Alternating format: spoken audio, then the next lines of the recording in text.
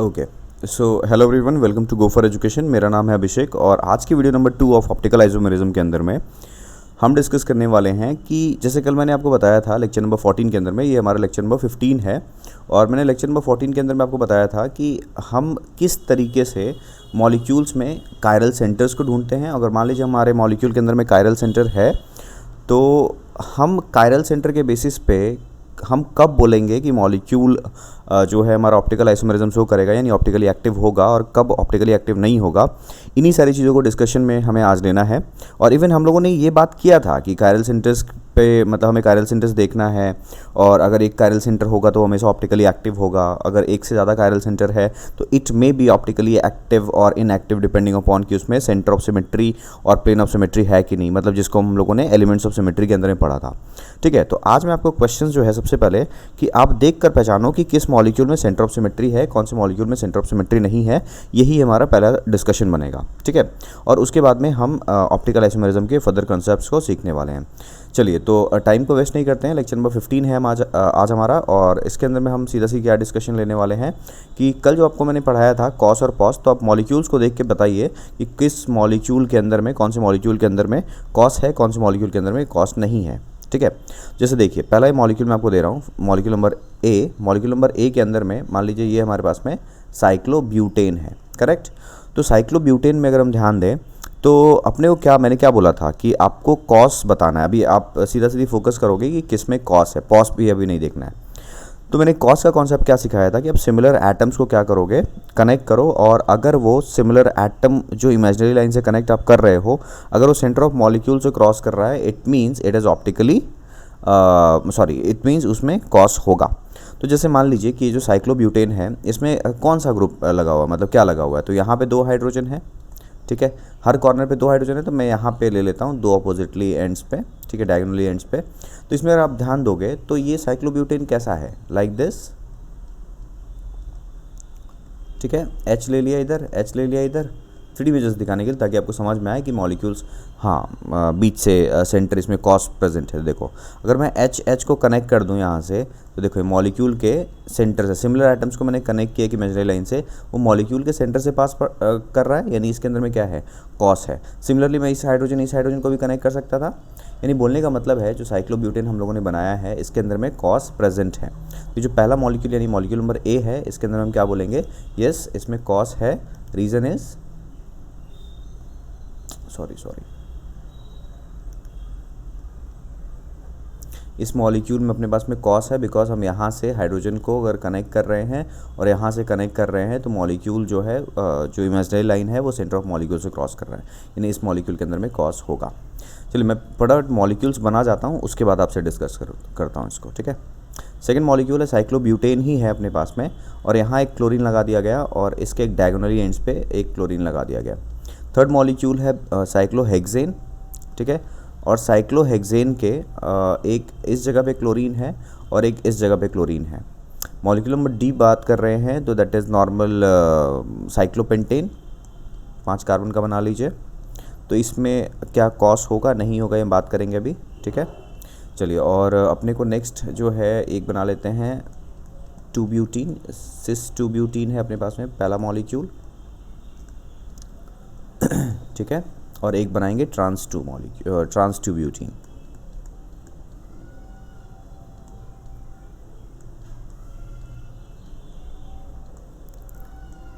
ठीक है, चलिए, तो मैंने यहाँ पे 6 मॉलिक्यूल्स ले रखा है, इसके अंदर में हम बात करने वाले हैं। तो अब ये देखिए जो मॉलिक्यूल नंबर बी है, मॉलिक्यूल नंबर बी का आप 2 स्ट्रक्चर बना के देखिए। 2 स्ट्रक्चर कैसे, तो आप इसको हमेशा 3D में सोचिए कि क्या क्लोरीन को हम ऐसे जगह पे लगा सकते हैं जहाँ पे अपने को कॉस मिलेगा। तो यस देखिए क्लोरीन का पोजीशन में अगर डायगोनली अपोजिट एंड्स पे लगा हुआ है, तो इन क्लोरीन और इन क्लोरीन को, यानी ये अगर मैं नंबरिंग दूँ तो कार्बन नंबर 1, 2, 3 एंड 4 है, तो 2 और 4 पे सब्स्टिट्यूशन है। तो दिस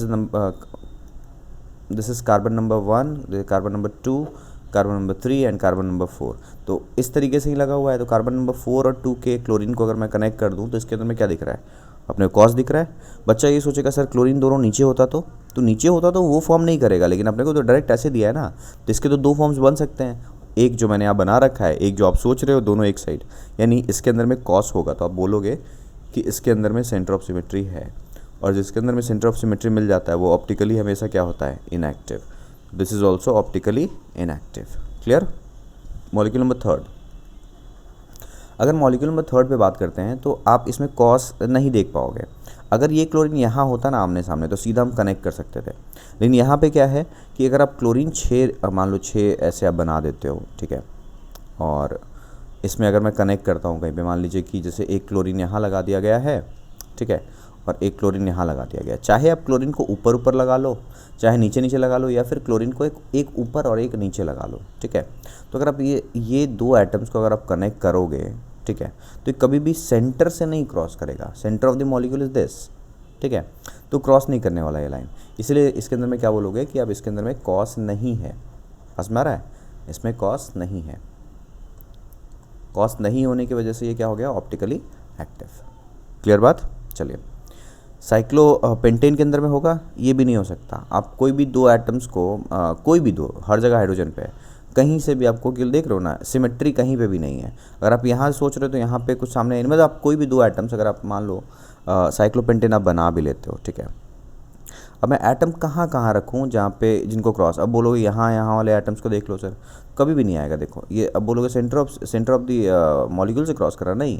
अगर सेंटर होता तो इधर पे 2 एटम और इधर पे 1 एटम नहीं होता, देख रहे हो ना, इधर पे 1 एटम आ रहा है, इधर पे 1 और 2 एटम आ रहा है, तो इसमें सेंटर ऑफ सिमेट्री नहीं मिल पाएगा, because this molecule is asymmetric. और जो मॉलिक्यूल्स एसिमेट्रिक होते हैं, नहीं कायरल होते हैं, उसके अंदर में कॉस मिलेगा नहीं। तो यहाँ पे भी कॉस अपना नहीं है। जब कॉस नहीं है तो this is optically active. Okay, यहाँ पे सिस फॉर्म, मैं आपको कायरल सेंटर काउंट करने नहीं बोल रहा हूँ। आप बोलो chiral centre, double bond, triple bond, मुझे कुछ देखना ही नहीं है, मुझे बस देखना है कॉस है कि नहीं। तो देखो सिमिलर ग्रुप्स ये हो गए CH3 और ये CH3, देख लो भाई ये सिस फॉर्म के अंदर में मॉलिक्यूल के ऊपर ऊपर पार हो गया, तो इसमें भी कॉस नहीं है, ठीक है, यानी ऑप्टिकली एक्टिव। लेकिन यहाँ अगर देखोगे CH3 और CH3 ऑपोजिटली एंड्स पे हैं, इनको अगर करो तो देखो मॉलिक्यूल के एकदम सेंटर से, ठीक है, सिमेट्रिक हाफ कर दे रहा है, इधर और इधर ग्रुप देखो सेम है, तो यानी हम बोलेंगे इसके अंदर में कॉस प्रेजेंट है, यानी ऑप्टिकली इनएक्टिव कंपाउंड है ये। तो इस तरीके से हम मॉलिक्यूल्स के अंदर में क्या करते हैं, कॉस देखते हैं। तो कॉस का मैंने डेफिनेशन क्या बोला था, एक इमेजिनरी पॉइंट होता है सेंटर पे, मॉलिक्यूल का एक सेंटर, जैसे ये ही है हमारा इमेजिनरी पॉइंट, मॉलिक्यूल का सेंटर, फ्रॉम विच अगर हम दो अपोजिट ग्रुप्स देखते हैं मॉलिक्यूल में, दो सिमिलर ग्रुप्स देखते हैं, अपोजिट ग्रुप्स नहीं, दो सिमिलर ग्रुप्स को देखते हैं और उनको एक इमेजिनरी लाइन से हम कनेक्ट करते हैं, तो अगर वो मॉलिक्यूल के सेंटर, जिसको हम इमेजिनरी पॉइंट बोल रहे हैं, अगर वहाँ से क्रॉस करता है तो इसका मतलब उस मॉलिक्यूल में कॉस प्रेजेंट है। क्लियर। तो चलिए, ये मैंने कॉस के कुछ क्वेश्चंस करवा दिए, अब हम बात करते हैं पॉस के ऊपर में। प्लेन ऑफ सिमेट्री प्रेजेंट है कि नहीं।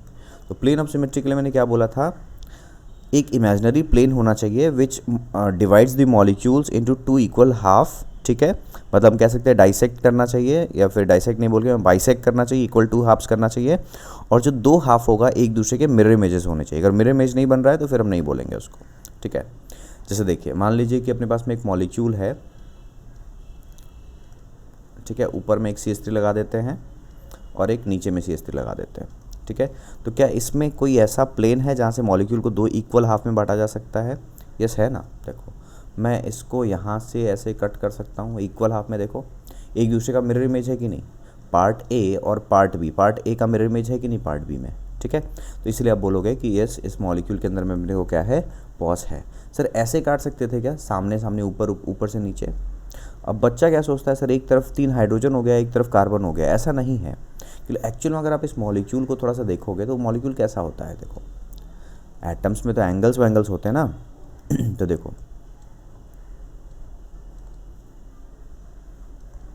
ये है कार्बन और ये sp3 है, यानी टेट्राहेड्रल शेप होगा, हाइड्रोजन हाइड्रोजन हाइड्रोजन, ऊपर का ये हिसाब है, नीचे पे कार्बन हाइड्रोजन हाइड्रोजन हाइड्रोजन, ये है, ठीक है। तो ये मॉलिक्यूल एक्चुअल में ऐसा है। तो अगर चाहो तो आप इस मॉलिक्यूल को एकदम बीच से, मतलब देखो ना, ये एटम ये एटम ये एटम ये एटम, ठीक है, सिमिलरली नीचे पे ये एटम ये एटम ये एटम और कार्बन एटम, अगर आप इसको बीच से अगर काट दोगे तो देखो हाइड्रोजन बीच वाला एकदम आधा आधा बट गया, कार्बन भी आधा आधा बट गया, नीचे वाला कार्बन भी आधा आधा बट गया और हाइड्रोजन आधा आधा बट गया, तो एकदम सिमेट्रिक हाफ है, मिरर इमेज है, यानी पार्ट ए इधर और पार्ट बी इधर जो है, दोनों एक दूसरे क्या है, सिमेट्रिक मतलब मिरर इमेजेस हैं, ठीक है।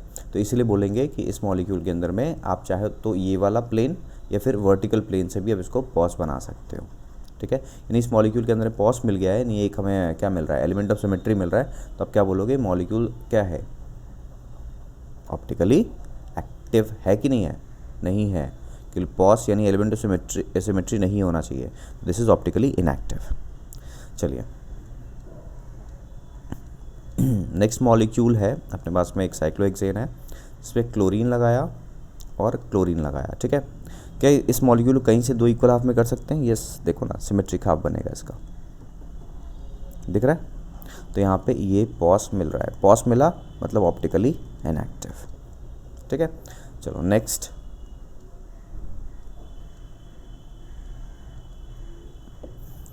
यहाँ पे क्लोरीन लगा देते हैं और यहाँ पे क्लोरीन लगा देते हैं। क्या इसको हम इक्वल हाफ में कर सकते हैं, यस, इसको भी कर सकते हैं। देखो ये प्लेन से देखो, अगर मैं इसको बीचों बीच यहाँ से अगर काट दूँ तो देखो एक जो साइड है, दूसरा जो एक दूसरा मिरर इमेज बन रहा है, यानी यहाँ पे भी क्या बोलेंगे, पॉस प्रेजेंट है, पॉस प्रेजेंट मतलब ऑप्टिकली इनएक्टिव। पास में आया। चलिए नेक्स्ट मॉलिक्यूल देखते हैं।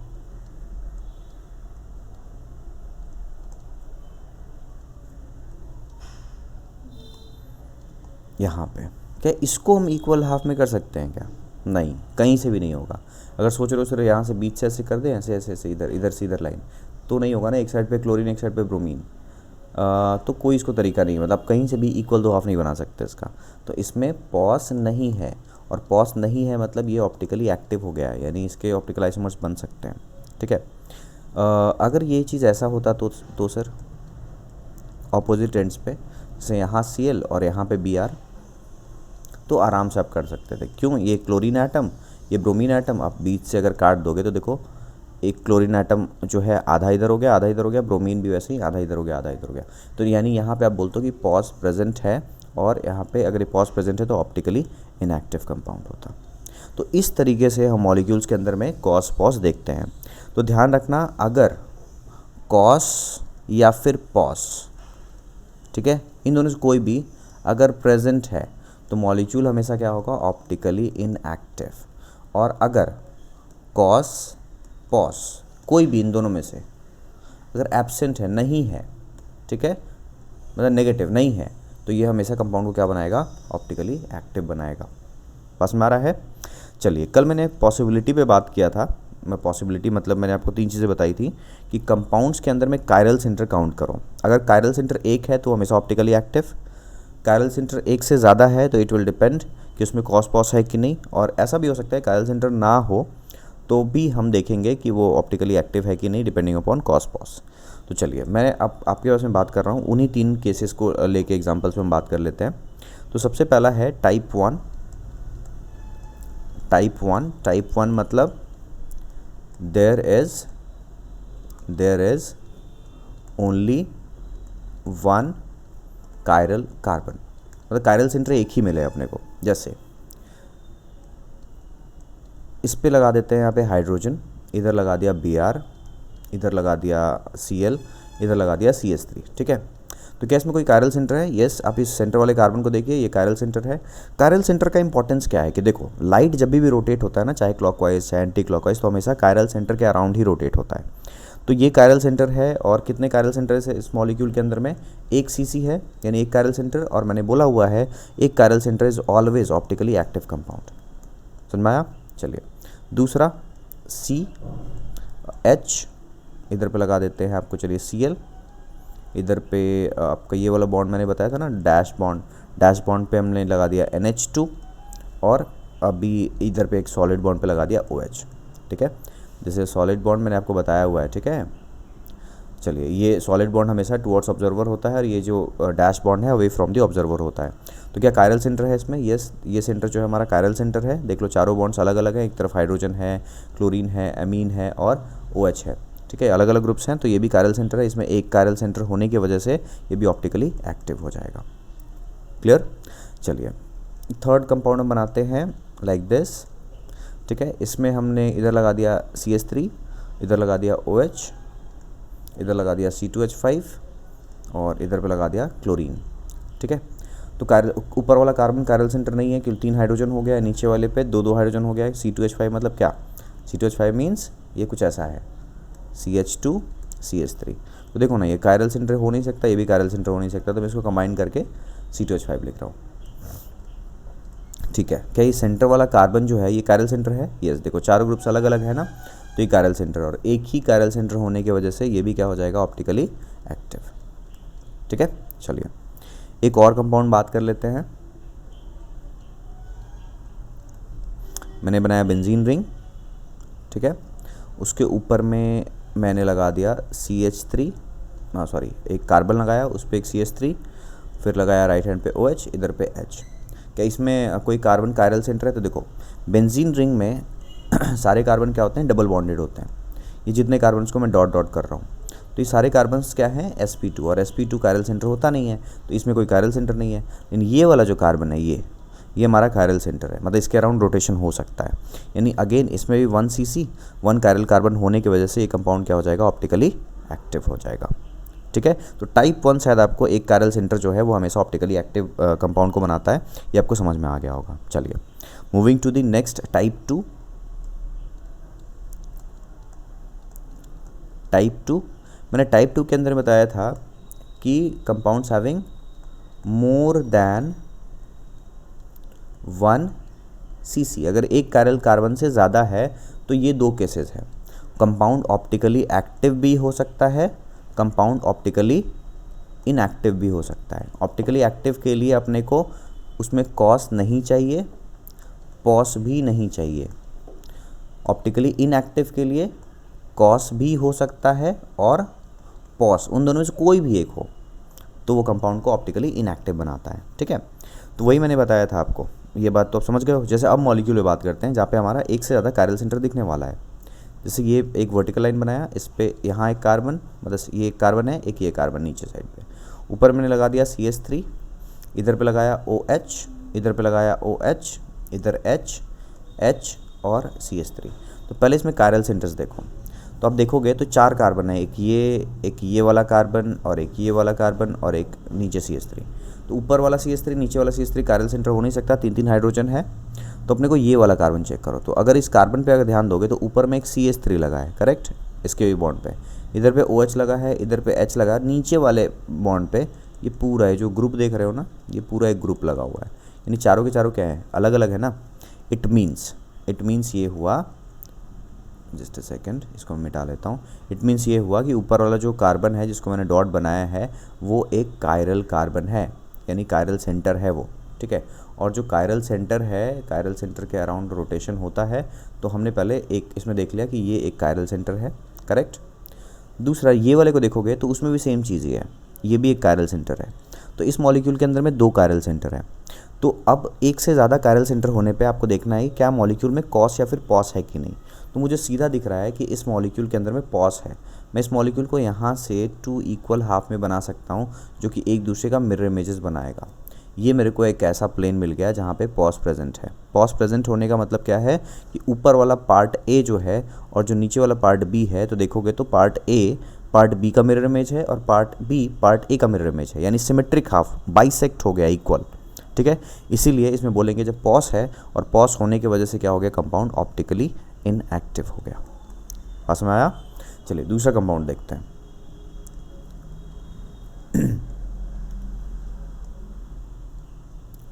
क्या हो रहा है?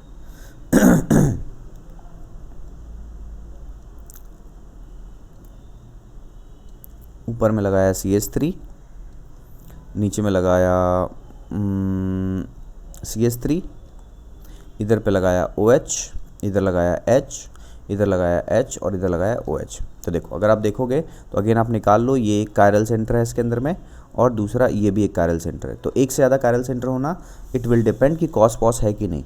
तो बच्चा क्या सोचता है कि देखो यहाँ पे फिर हम लोग क्या दिख रहा है, पॉस दिख रहा है। ठीक है, ये क्या हो गया, यहाँ पे पॉस प्रेजेंट हो गया, लेकिन नहीं, ये पॉस नहीं है।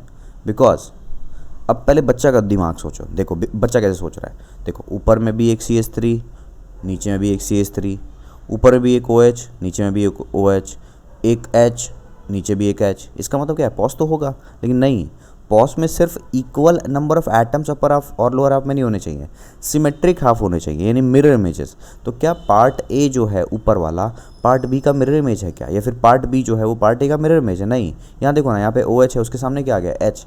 मिरर इमेज में ऐसा थोड़ी होता है। इसका मतलब यहाँ पे पॉस जो है वो प्रेजेंट नहीं है, और जब पॉस प्रेजेंट नहीं है तो आप बोलोगे, मैंने क्या बोला कि अगर एक से ज़्यादा कायरल कार्बन है और उसमें कॉस पॉस प्रेजेंट नहीं है तो आप क्या बोलोगे, उसमें वो कंपाउंड ऑप्टिकली एक्टिव। तो ये जो कंपाउंड होगा वो हमारा ऑप्टिकली एक्टिव कंपाउंड हो जाएगा। बात समझ में आया? चलिए कुछ क्वेश्चंस देख लेते हैं, फटाफट ना कुछ मॉलिक्यूल्स बना जाता हूँ, फिर डिस्कस करेंगे इसमें।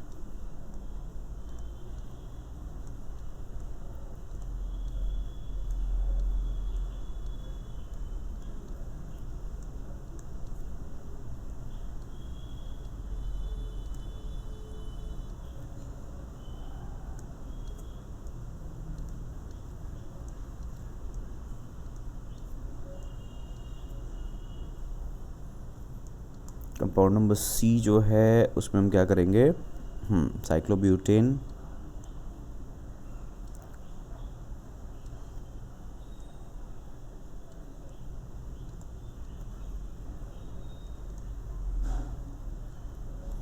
यहाँ पे एक CH3 लगा दिया, ठीक है। Compound number D,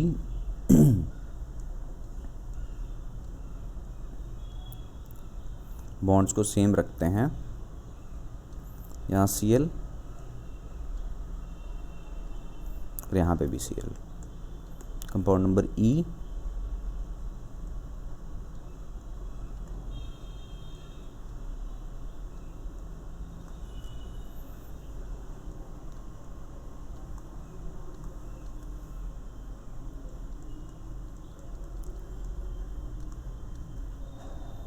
compound number F,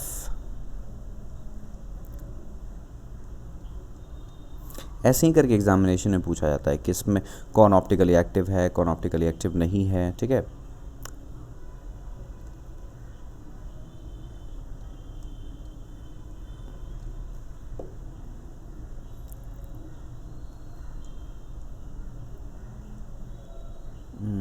और कैसे बना सकते हैं, इसको ऐसे बना लो एक बार,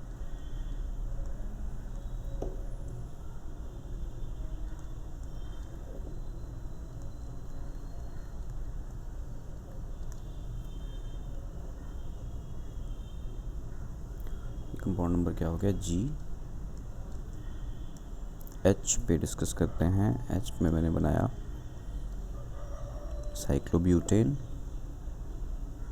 यहाँ पे क्लोरीन, यहाँ पे क्लोरीन,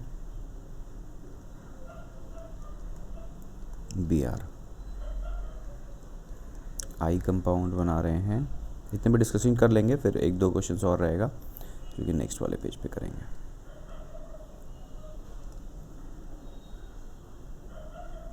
अगर आपको लगता है आप कर पाओगे तो खुद से करना स्टार्ट कर लो, वीडियो को पॉज करके। यहाँ पे लग गया Br और यहाँ पे लग गया Cl, ठीक है। पहले इतने कंपाउंड्स को डिस्कस कर लेते हैं, फिर जाएंगे अगले वाले कंपाउंड पे। चलिए, अब पहला क्वेश्चन है कि ये जो कंपाउंड है, first compound, that is optically active और नॉट।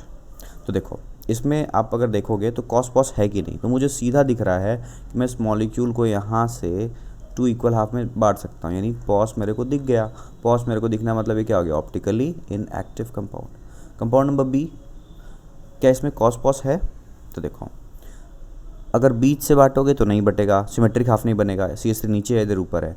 अगर ऐसा सोच रहे हैं कि इस CH3 और इस CH3 को हम इमेजिनरी लाइन से कनेक्ट कर दें तो क्या ये सेंटर ऑफ मॉलिक्यूल से पास करेगा? एकदम नहीं करेगा। देखो ना, ऊपर में इधर साइड पे 2 कार्बन हो गया और नीचे साइड पे 1 कार्बन हो रहा है, यानी इसमें मेरे को ना पॉस दिखा ना इसमें मेरे को कॉस दिखा। तो ये कैसा कंपाउंड हो गया? ऑप्टिकली एक्टिव हो गया, ठीक है। अच्छा, थर्ड कंपाउंड है। थर्ड कंपाउंड को हम कहीं से 2 इक्वल हाफ में बांट सकते हैं क्या? ऐसे अगर काटेंगे तो नहीं कटेगा, ऐसे काटेंगे तो नहीं कटेगा, यानी इसमें मुझे पॉस नहीं दिख रहा है, ठीक है। क्या सेंटर ऑफ सिमेट्री मिलेगा? नहीं मिलेगा। देखो, इस कार्बन पे CH3 ऊपर कर दो, यानी ये वाले CH3 को ऊपर कर दो और ये वाले CH3 को ऊपर कर दो, तो ऊपर ऊपर पार हो जाएगा। अब CH3 को नीचे कर दो और इसको ऊपर रख लो, तो भी साइड साइड से पार हो जाएगा, यानी इसके अंदर में कॉस भी नहीं है।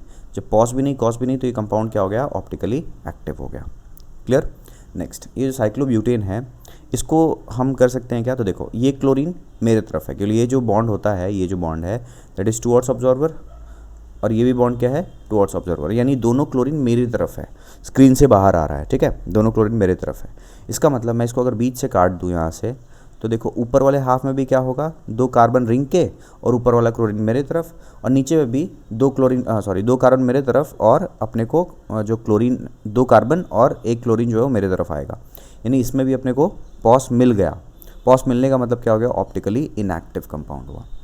ये जो सामने कंपाउंड है ये हो सकता है क्या, तो देखो बच्चा क्या सोचता है कि सर इसके अंदर पॉस है, देखो कैसे सोचता है, ऐसे काट देंगे सर ऐसे यहाँ बीच से, ठीक है, तो एक CH3 इधर, कार्बन भी 3 इधर भी कार्बन 3 रिंग के, ठीक है, तो ऐसा नहीं है। रीज़न इज़ ये जो CH3 है ना वो बोर्ड के अंदर है, और ये जो CH3 है वो बोर्ड के बाहर है। तो अगर आप इसको बीच से अगर काट दोगे तो इधर राइट हैंड पे, यानी साइड अगर मैं A बोलता हूँ, साइड A पे और साइड B में डिफरेंस क्या आ जाएगा, साइड A में CH3 बाहर की तरफ मिलेगा और साइड B में CH3 अंदर की तरफ मिलेगा। तो एक दूसरे का मिरर इमेजेस नहीं हुआ ये। अगर A और B एक दूसरे का मिरर इमेज होता तो जो B साइड है उसका जो CH3 है अगर वो अंदर की तरफ है तो मुझे A साइड पे भी मिरर इमेज में CH3 अंदर दिखना चाहिए था।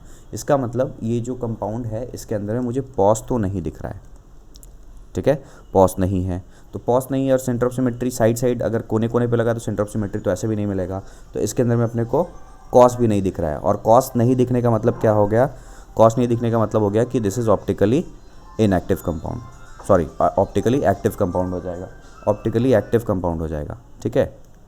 तो हमारा ये जो कंपाउंड है इसमें ना कॉस है ना पॉस है, that means it is optically active. अच्छा, नेक्स्ट जो है एफ कंपाउंड, इसके अंदर में देखेंगे तो ये मेरे को सीधा दिख रहा है कि इस मॉलिक्यूल को यहाँ से 2 इक्वल हाफ में बांट सकते हैं, क्योंकि ये भी क्लोरीन टुवर्ड्स मी और ये भी क्लोरीन टुवर्ड्स मी, मतलब ये जो है ए और मतलब लेफ्ट पार्ट और राइट पार्ट दोनों सिमेट्रिक हाफ है, यानी इसके अंदर मुझे पॉस मिल गया। पॉस होने की वजह से ये ऑप्टिकली इनएक्टिव हो गया, ठीक है। चलिए कंपाउंड जी को देखते हैं। कंपाउंड जी में हम क्या कर सकते हैं, कुछ नहीं कर सकते हैं। देखो पॉस तो नहीं मिल रहा है मेरे को, क्या कॉस हो सकता है, नहीं कॉस भी नहीं मिलेगा, तो ना यहाँ पे पॉस आप करके देख लो, कहीं से भी आप नहीं कर पाओगे, पॉस नहीं है कॉस नहीं है, मुझे फटाफट दिख रहा है, आपको कॉन्सेप्ट सिखाया, आप करके देखो, कॉस नहीं है पॉस नहीं है, इसका मतलब ये कंपाउंड क्या हो गया, ऑप्टिकली एक्टिव हो गया, ठीक है। तो ऑप्टिकली इनएक्टिव वाला और एक्टिव वाला शायद आपको कॉन्सेप्ट अब समझ में आ रहा होगा। चलिए कंपाउंड एच को देखते हैं। कंपाउंड एच अपने को ऑप्टिकली एक्टिव होगा कि इनएक्टिव होगा बताओ, तो ये क्या हो जाएगा, देखो इसको हम अगर यहाँ से ऐसे काट देते हैं ऐसे सीधा लाके, तो देखो क्लोरीन तो चलो बराबर बढ़ जाएगा, लेकिन ब्रोमीन एक साइड आएगा एक साइड नहीं आएगा, तो हो नहीं सकता। लेकिन इसको अगर मैं यहाँ से कट करूँ ये डायगोनल से, तो देखो होगा क्या, ये क्लोरीन एटम टुवर्ड्स मी मतलब बाहर की साइड, ये क्लोरीन एटम मेरे साइड, एकदम करेक्ट। रिंग भी इक्वल बढ़ गया है, और जो ब्रोमीन एटम है देखो आधा, चाहे वो अंदर की तरफ है चाहे बाहर की तरफ है, आधा ब्रोमीन इस साइड पे, इधर वाला इस साइड पे जो ब्रोमीन है आधा अंदर साइड पे, और इधर पे भी आधा ब्रोमीन अंदर साइड पे, यानी इसके अंदर में मुझे क्या दिख गया, पॉस दिख रहा है। पॉस दिखने का मतलब क्या हो गया, this is optically inactive compound, ठीक है। आई कंपाउंड में देखते हैं तो क्या अपने को इसमें कुछ मिलेगा क्या, ऑप्टिकली इनएक्टिव या फिर एक्टिव क्या होना चाहिए, आप भी वीडियो पॉज करके आंसर कर सकते हो, बड़ा बढ़िया क्वेश्चन है, ठीक है। तो मुझे इसके अंदर में प्लेन ऑफ सिमेट्री नहीं दिख रहा है, इसके अंदर पॉस नहीं है। सेंटर ऑफ सिमेट्री के लिए भी मुझे 2 सिमिलर आइटम्स, तो क्लोरीन को करेंगे तो नहीं होने वाला है, तो मुझे यहाँ पे कॉस भी नहीं दिख रहा है। It means this is optically active compound, यानी कॉस पॉस नहीं तो ऑप्टिकली एक्टिव हो गया, ठीक है। चलो 1-2 क्वेश्चन और करवाता हूँ फिर टाइप 3 के ऊपर में जाएंगे।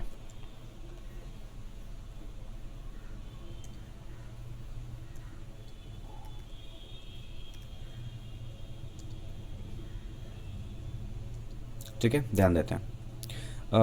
एक कंपाउंड बनाते हैं साइक्लोब्यूटेन, कहाँ तक हम लोगों ने किया था लास्ट पेज पे, अच्छा आई तक किया है ना, तो हम कंपाउंड बना रहे हैं जे, कंपाउंड नंबर जे पे बात कर रहे हैं। एक साइक्लोब्यूटेन है, ठीक है, इस पे लगा है यहाँ क्लोरीन और इस पे लगा है यहाँ ब्रोमीन, और इधर पे इसके डैश लाइन पे लगा देते हैं आयोडीन, और यहाँ पे इधर पे हम लगा देते हैं क्लोरीन, ठीक है। तो अब देखो ना, कहीं से भी ये 2 इक्वल हाफ में नहीं होना है। अगर आप ये सोच रहे हो, अच्छा पहले मैं कंपाउंड्स बना लेता हूँ, नहीं तो फिर मुझे कलर चेंज करना है ना। कंपाउंड के देखो,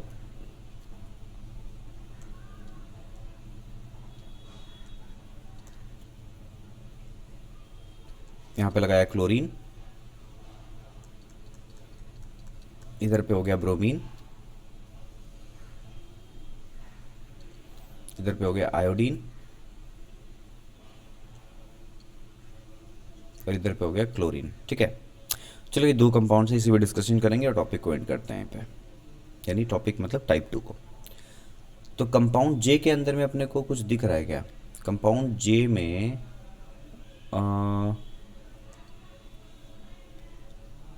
अगर मैं इसको यहाँ से कट कर देता हूँ तो एक क्लोरीन बाहर एक अंदर आएगा, नहीं हो सकता। यहाँ से अगर कट करूँगा तो भी एक साइड पे एक आयोडीन एक साइड पे ब्रोमीन आएगा इधर, तो इसके अंदर में मुझे पॉस नहीं दिख रहा है। सेंटर ऑफ सिमेट्री तो ऐसे भी नहीं होने वाला, दो सिमिलर एटम्स को अगर मैच करेंगे तो मॉलिक्यूल के सेंटर से पास तो करेगा लेकिन सिमेट्रिक हाफ नहीं बनेगा, यानी इसके अंदर में मुझे कॉस भी नहीं दिख रहा है। तो ना इस मॉलिक्यूल में कॉस है ना पॉस है, तो ये कंपाउंड क्या हो गया? ऑप्टिकली एक्टिव हो गया। ठीक है, कंपाउंड के अंदर अगर हम देखते हैं तो इसके अंदर में हम किधर से कट कर सकते हैं? यस, इसके अंदर में पॉस दिख रहा है। देखो, अगर इस मॉलिक्यूल को यहां से अगर कट कर दिया जाए, ठीक है, बीच से डायगोनली, तो देखो इधर वाले हाफ में ये क्लोरीन बाहर साइड, ये भी क्लोरीन बाहर साइड, मतलब ये तो अपने को मिरर में जैसा हो गया। यहाँ पे जो आयोडीन एटम है वो भी दो इक्वल हाफ में बटा है, इधर पे भी बाहर साइड इधर भी बाहर साइड।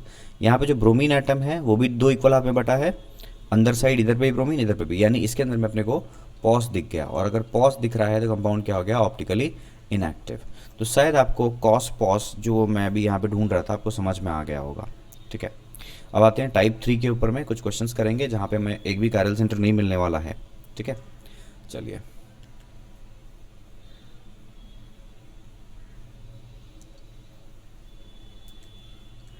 टाइप 3 मतलब molecules having no chiral centre, no CC. तो इसमें भी दो चीज़ें हैं, कंपाउंड ऑप्टिकली एक्टिव भी हो सकता है, कंपाउंड ऑप्टिकली इनएक्टिव भी हो सकता है। ऑप्टिकली एक्टिव मतलब ना उसमें कॉस होगा ना उसमें पॉस होगा। ठीक है, लेकिन अगर कंपाउंड ऑप्टिकली इनएक्टिव है, ठीक है, तो इसके अंदर में या तो कॉस भी हो सकता है या तो पॉस भी हो सकता है, मतलब कोई भी एक एलिमेंट ऑफ सिमेट्री अगर मैच कर जाता है तो। चलिए, तो अगेन कंपाउंड देखते हैं। कंपाउंड नंबर ए,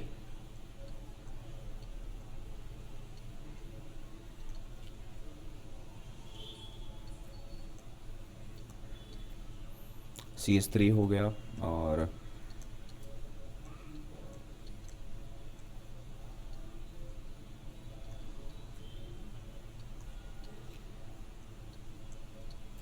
यहाँ पे क्लोरीन लगा देते हैं। और क्या हो सकता है?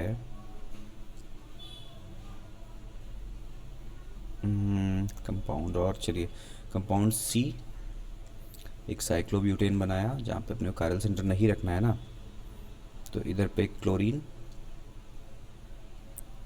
और एक इधर पे क्लोरीन। ठीक है, चलो इतनी से डिस्कशन करके टाइप 3 को एंड करते हैं। अच्छा, एक इसमें डबल बॉन्ड भी आएगा भाई, डबल बॉन्ड पे ही बात करेंगे। चलो, कंपाउंड ए, कंपाउंड ए के अंदर में देखो ये कार्बन कायरल नहीं है, क्योंकि यहाँ दो हाइड्रोजन है, या ये भी नहीं है, ये भी कायरल नहीं है, ये भी कायरल नहीं है, तो चार तो कायरल नहीं है।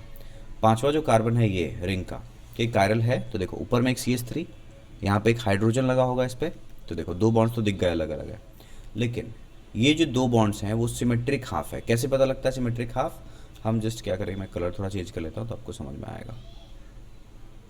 ये जो दो है ना, इधर पे दो बॉन्ड्स, इस कार्बन के ऊपर एक बॉन्ड एक हाइड्रोजन, लेकिन अदर जो दो बॉन्ड्स है देखो, इधर पे भी इस बॉन्ड पे दो कार्बन ऐसे सिमेट्रिकली लगा हुआ है, इधर पे भी सेम चीज़ लगा हुआ है, यानी इस कार्बन के जो साइड्स के दो बॉन्ड है ना वो सेम हो गए हैं, यानी ये भी कायरल नहीं है, यानी जिसको मैंने ब्लू कर रखा है।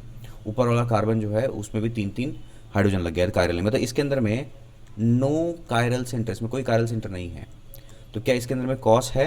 यस, जो मैंने ब्लू लाइन डाल रखा है वो मेरे को पॉस दिख रहा है, कॉस तो नहीं है लेकिन पॉस है। तो पॉस होने के वजह से ये ऑप्टिकली इनएक्टिव कंपाउंड हो गया। समझ में आया? चलिए नेक्स्ट, इस मेरे को सीधा दिख रहा है कि यहाँ पे कोई कायरल सेंटर नहीं है, ये चार तो हो नहीं सकते जिसको मैंने मार्क किया हुआ, दो दो हाइड्रोजन है इस पर।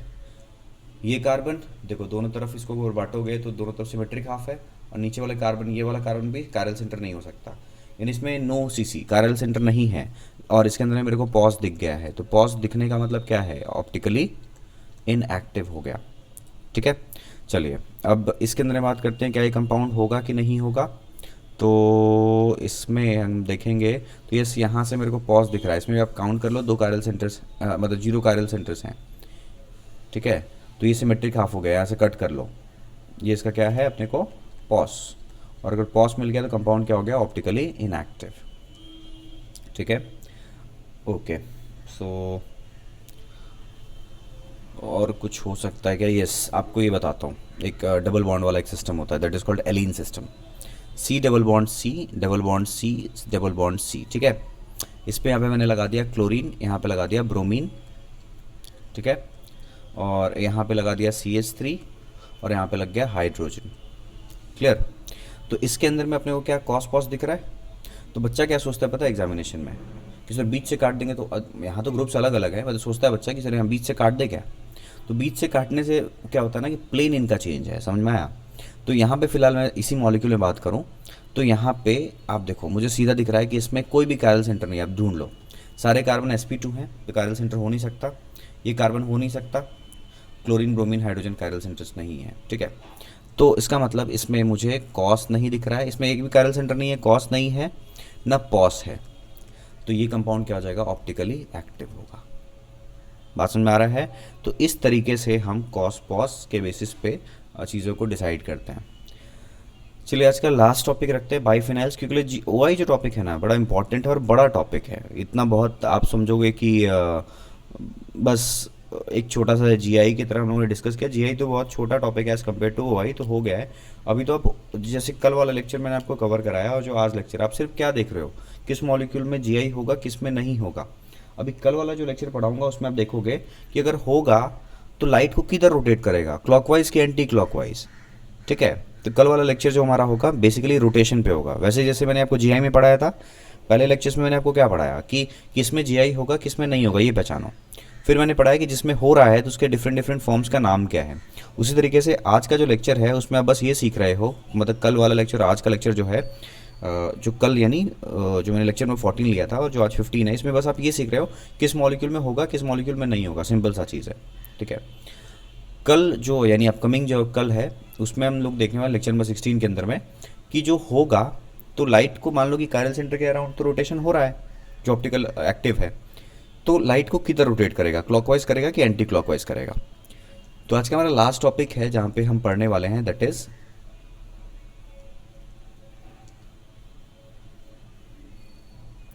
Is biphenyls, OI in biphenyls. ठीक है, क्लास जस्ट अ सेकेंड, मैं थोड़ा सा पानी पी लेता हूँ फिर क्लास कंटिन्यू करते हैं।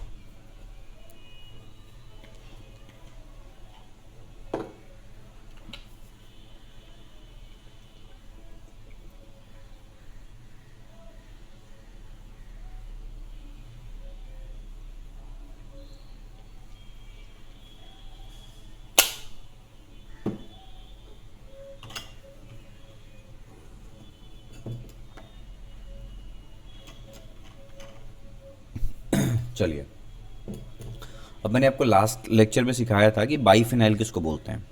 बाइफिनाइल्स मतलब दो फिनाइल रिंग यानी जो बेंजीन का रेडिकल होता है ये आपस में एक सिंगल कार्बन से कनेक्ट हो जाए। इधर एक रिंग हो गया, सिमिलर इधर भी एक रिंग हो गया, दिस इज कॉल्ड बाइफिनाइल। तो क्या बाइफिनाइल अपने को ऑप्टिकल आइसोमेरिज्म शो करेगा। ठीक है, तो देखो यहाँ पे सीधा मेरे को दिख रहा है ना, पॉस दिख जाएगा यहाँ पे, प्लेन ऑफ सिमेट्री। जब प्लेन ऑफ सिमेट्री दिख गया तो बताओ कोई कंपाउंड ऐसे शो कर सकता है क्या, नहीं कर सकता है। तो ये जो कंपाउंड है सामने, मैं उसका बीच से अपने को दिख रहा है कि मेरे को पॉस मिल जाएगा यहाँ पे, पॉस प्रेजेंट मतलब ऑप्टिकली इनएक्टिव। तो इसीलिए बाइफिनाइल्स ऐसे यानी जो मैंने बना रखा है इसमें तो OI शो नहीं करेगा। तो इन बाइफिनाइल्स को OI शो कराने के लिए क्या करना पड़ेगा, तो देखो कंडीशन क्या है, ortho position must be substituted with bulky group on the same side of both phenyls. मतलब जो बल्की ग्रुप है, बल्की ग्रुप में अंदर में क्या आता है, मैं साइड में लिख देता हूं, देखो किनको बल्की ग्रुप कहा जाता है। ठीक है, वैसे आप ऑर्गेनिक फर्दर ऑर्गेनिक में पढ़ोगे भी। तो बल्की ग्रुप मतलब होता है, जैसे मान लीजिए आपका COOH ग्रुप हो गया, कहीं पे अगर ऑर्थो पोजीशन पे लग जाए, ठीक है, SO3H ग्रुप हो गया, NO2 ग्रुप हो गया, कोई एल्काइल ग्रुप हो गया। हाइड्रोजन होगा क्या? नहीं होगा। हेलोजेंस में क्लोरीन हो सकता है, ब्रोमीन हो सकता है, आयोडीन हो सकता है, ये सारे के सारे क्या हैं? बल्की ग्रुप है। तो कह रहा है कि ortho position must have bulky group on the same side of the both phenyl so that there is steric repulsion. मतलब जैसे यहाँ पे अगर NO2 में लगा दूँ और यहाँ पे मैं आयोडीन लगा दूँ, करेक्ट, तो अभी क्या होगा, यहाँ पे होगा इन दोनों बल्की ग्रुप्स के अंदर में, इधर भी बल्की ग्रुप इधर भी बल्की ग्रुप ऑर्थो पोजीशन पे, तो यहाँ पे होगा रिपल्शन। ठीक है, तो अगर मैं इसको फिनाइल रिंग ए बोल रहा हूँ और ये फिनाइल रिंग बी बोल रहा हूँ, तो फिनाइल रिंग ए और बी के बीच में अब रिपल्शन होने लगा है, यानी NO2 और आयोडीन पास पास नहीं रहना चाह रहे हैं बल्की ग्रुप। तो एक रिंग जो होगा आइदर ए और बी अपना प्लेन चेंज कर लेगा। प्लेन चेंज कर लेगा मतलब क्या है, अब बी वाले रिंग को समझो कि ये आपके प्लेन से बाहर आ रहा है, बोर्ड से बाहर आ रहा है, ऐसे हो गया है। मतलब मैं थोड़ा सा कोशिश करूँ तो कुछ ये ऐसा है बनाने के लिए। 3D तो बनाना पॉसिबल नहीं है, स्टिल आई एम ट्राइंग कि थोड़ा सा आप इसको समझ पाओ। देखो इधर वाला रिंग जो है वो तो ऐसा ही है, जहाँ पे क्या लगा हुआ है, एक NO2, ठीक है, लेकिन इधर वाला रिंग जो है कुछ ऐसा हो गया अभी।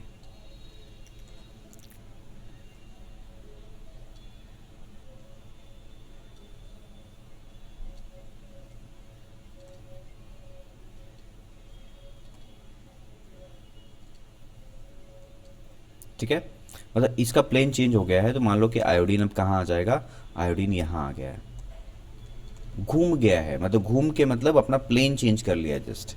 ठीक है, तो ये रिंग जो है हुआ क्या, अपने को रिपल्शन के वजह से अपना जगह चेंज कर लेता है।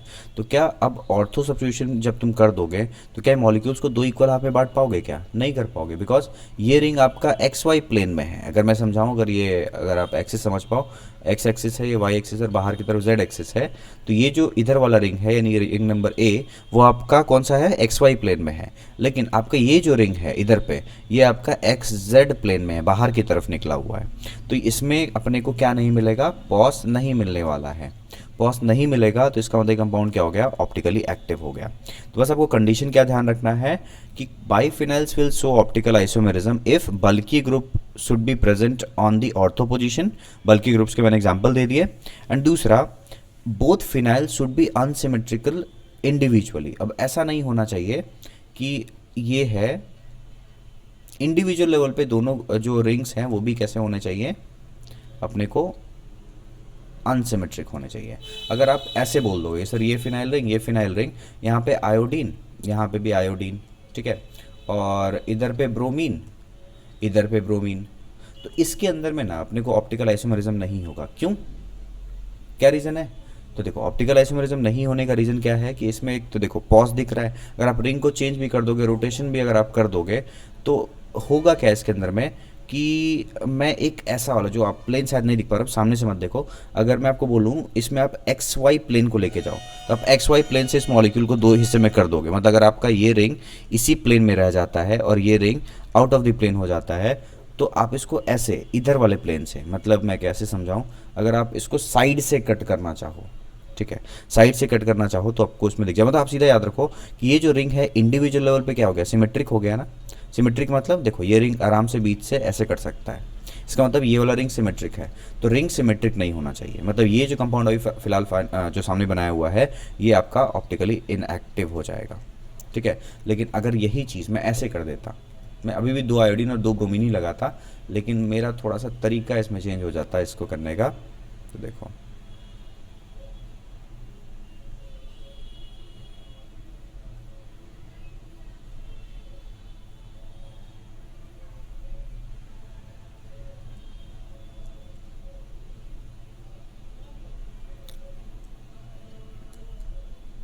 ध्यान देंगे, जैसे यहाँ पे मेरा होता आयोडीन और यहाँ पे होता ब्रोमीन और ये होता ब्रोमीन। तो अब इसके अंदर में अगर आप बोलोगे तो ये कंपाउंड जो होगा ऑप्टिकली एक्टिव हो जाएगा। तो 2 कंडीशंस है बाइफिनाइल्स के लिए कि बल्की ग्रुप प्रेजेंट होना जरूरी है, बल्की ग्रुप होगा तभी रिंग चेंज होगा, या रिंग का जो प्लेन है वो चेंज होगा, और जो दोनों फिनाइल ग्रुप है वो अनसिमेट्रिक होने चाहिए, सिमेट्रिक नहीं होने चाहिए। ठीक है। तो अभी आपको इस पर कितना भी क्वेश्चन दिया जाएगा आप कर लोगे, तो मैं फटाफट 3 क्वेश्चंस पूछता हूँ और आज की क्लास को यहीं पे एंड करते हैं। और कल वाली क्लास में फिर एक नया टॉपिक स्टार्ट करेंगे जो कि बड़ा इंपॉर्टेंट होगा, बहुत ज़्यादा इंपॉर्टेंट है, दैट इज़ ऑप्टिकल आइसोमेरिज्म का 3rd लेक्चर। तो फिलहाल मैं 3 आपके सामने मॉलिक्यूल बना रहा हूँ, आप मुझे आंसर करोगे कि कौन सा कंपाउंड ऑप्टिकली एक्टिव, कौन सा कंपाउंड ऑप्टिकली इनएक्टिव। सारे के सारे बाइफिनाइल्स होंगे।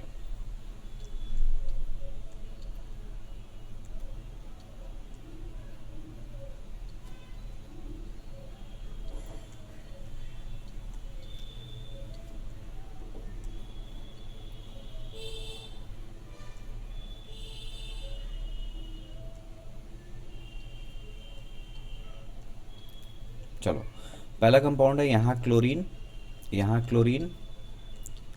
CH3 CH3, पहला कंपाउंड हो गया।